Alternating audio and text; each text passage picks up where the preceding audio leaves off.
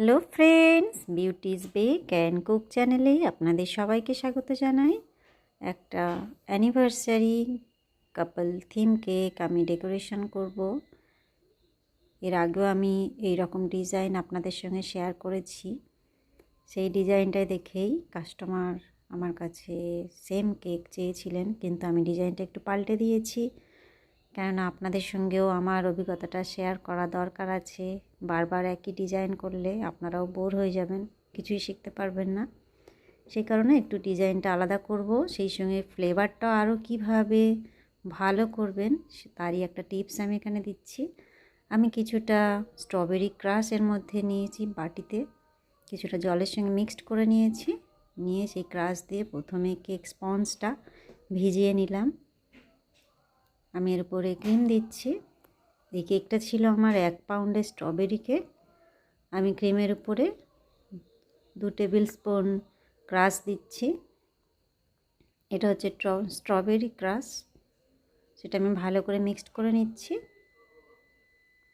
নিয়ে আমি সমানভাবে চারিপাশে লাগিয়ে দিচ্ছি কেকের। আমার এই টিপসটা একবার ফলো করে দেখতে পারেন, কেকের টেস্ট কিন্তু অনেকটাই বেড়ে যাবে। যারা একবার এই স্ট্রবেরি কেকটা খাবে তারা কিন্তু আরেকবার আপনার কাছে আসবেই আসবে। আমি এটা সেকেন্ড লেয়ার দিলাম, তার সঙ্গে কিছুটা আবারও স্ট্রবেরি ক্রাশের জল মিক্সড করছি। যে প্লেন জলটা দিয়ে আপনারা কেকটা শোক করান, তার জায়গায় যদি একটু ক্রাশ মিক্সড করে দেন তাহলে তার টেস্ট অনেক বেশি বেড়ে যায়। আরও যদি এগুলো হোমমেড ক্রাশ হয় সেটা আরও বেশি সুন্দর হয়, টেস্টি হয়। আমি এটা সেকেন্ড লেয়ারের উপরে ক্রিম দিয়ে তার সঙ্গে স্ট্রবেরি মিক্সড করে চারিপাশে স্প্রেড করছি। এই ক্রিমের উপরে আপনারা ডাইরেক্ট স্ট্রবেরি ফ্রুটসও ব্যবহার করতে পারেন, তবে সেটা বাজেটের উপর ডিপেন্ড করছে। নিজের লস করিয়ে তো আর কোনো কিছু হয় না। সেক্ষেত্রে কাস্টমারের সঙ্গে আপনাকে সেইভাবে ডিল করতে হবে যে এর সঙ্গে ডাইরেক্ট ফ্রুটস ব্যবহার করবেন কি না, এক্সট্রা পয়সা আপনি পাবেন কি না। বা যদি ঘরের জন্য তৈরি করেন তাহলে অবশ্যই ব্যবহার করতে পারেন, টেস্ট কিন্তু অনেক বেশি মজাদার হয়ে যাবে। আমি এখানে ক্রামকোট করে নিচ্ছি। ক্রামকোট করে আমি 10 মিনিট ফ্রিজে রাখবো, তারপরে এটা আমি ফাইনাল লেয়ার দেব। 10 মিনিট ফ্রিজে রেখেছিলাম, এবার আমি এর উপর ফাইনাল লেয়ারটা দিচ্ছি। এখানে আমি সব কিছু একটু স্পিডেই দেখিয়ে দিচ্ছি, কেননা ভিডিওটা খুব বেশি বড় হয়ে গেলে আপনারাও বোর হয়ে যাবেন। এই কাজগুলো কিন্তু খুব ধীরে সুস্থে আলতো হাতে করতে হয়, একটু টাইম নিয়েই করতে হয়।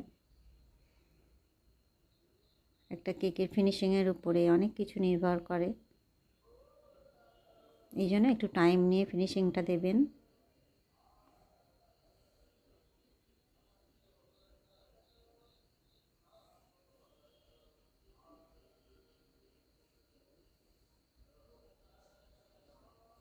এই যে ছবিটা কাপেলের, এটা আমি নেট থেকে সার্চ করে সেটা প্রিন্ট আউট করে নিয়েছি।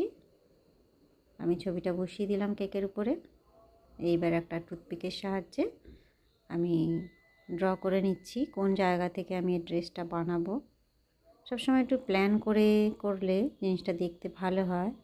দেখুন আমি এদিকে ছেলেটার যেহেতু ড্রেস আমরা এখানে করতে পারবো না, সেই কারণে ড্রেসটা প্রথমে ড্র করে নেবেন, মেয়েটার ড্রেসটাই পুরোটা থাকবে। এখানে আমি নূরের R11 নজেল নিয়েছি।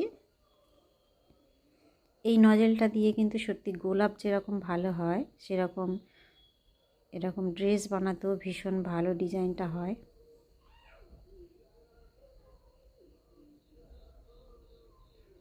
আমি কিভাবে ড্রেসটা বানাচ্ছি একটু খেয়াল করুন, আমি ধীরে ধীরে এই জিনিসটা বোঝানোর চেষ্টা করছি, কেননা এর আগেও যখন আমি এই ডিজাইনটা করেছিলাম আমাকে অনেকে কমেন্ট করেছিলেন যে ডিজাইনটা কিভাবে আমি করছি, এত তাড়াতাড়ি দেখিয়ে দিলাম।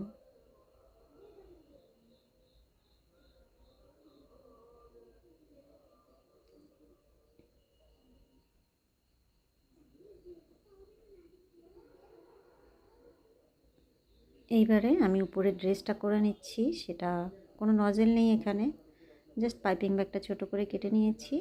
আর এখানে ডট ডট দিয়ে ট্রেসটা করছি।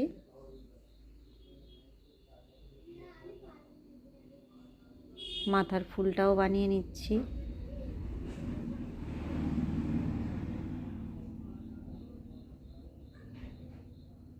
এবার আমি গোলাপ বানাবো কতগুলি। এটা নূরের R11 নজেল দিয়েই করছি। দেখুন গোলাপগুলো কিন্তু ভারী সুন্দর হয় এই নজেল দিয়ে। আমি সবসময় চেষ্টা করি এই নজেলটাই ব্যবহার করতে, কেননা গোলাপগুলো ছোট বড় দুরকম সাইজেরই দেখতে সুন্দর লাগে।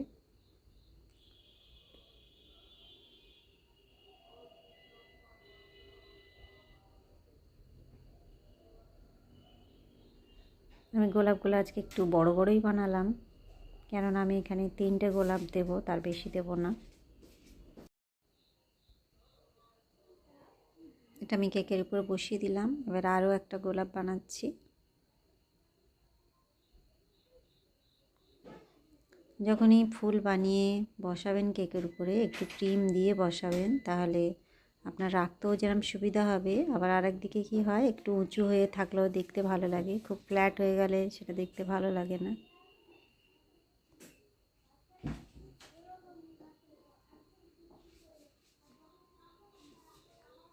আমি একটু ক্রিম লাগিয়ে নিচ্ছি, তারপরে ফুলটা বসাচ্ছি।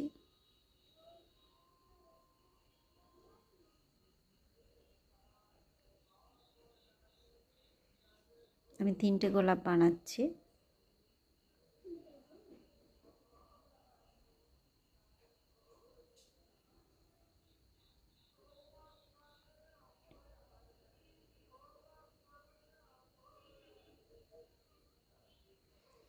ক্রিমটা কিন্তু রেড কালার, এখানে লাইটে অন্যরকম লাগছে। আমি কয়েকটা কুঁড়ি বানিয়ে নিলাম। এবার নিচে বর্ডারটা করছি। এটা 6B নজেল দিয়ে সাদা ক্রিম দিয়েই করছি আমি।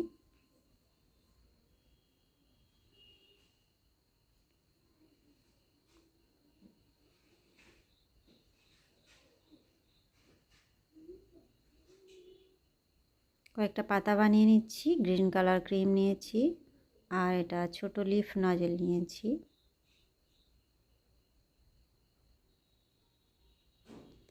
লিফ নজেল যদি না থাকে তাহলে ভি শেপে কেটে নেবেন পাইপিং ব্যাগটা, তাতে এইভাবে ছোট ছোট পাতা আপনি করতে পারবেন।